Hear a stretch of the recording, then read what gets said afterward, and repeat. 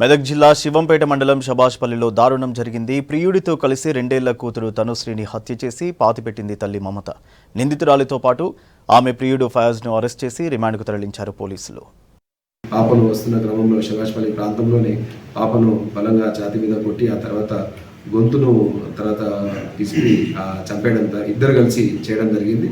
చేసిన తర్వాత షబాష్పల్లి గ్రామంలో వ్యవసాయ పొలాల్లో ఒక కాలువ ఉంది. ఆ కాలువ పక్కన వాళ్ళు అక్కడ తీసుకొచ్చిన పొలాల్లో ఉన్న ఒక పార తీసుకొచ్చేసి తవ్వి అక్కడ అమ్మాయిని పూడ్ చేసినారు. ఒక స్కార్ఫ్లో కట్టేసి పూడ్ చేసి మళ్ళీ వెంటనే ఇక్కడ నుంచి వాళ్ళు ఇద్దరు వెళ్ళిపోవడం జరిగింది. అదే రాత్రి ఆ వెళ్తున్న క్రమంలో కూడా 2-3 దొంగతనాలకు వీళ్ళు బైక్ అఫెన్సెస్కి ఇతను పార్టిసిపేట్ చేశాను.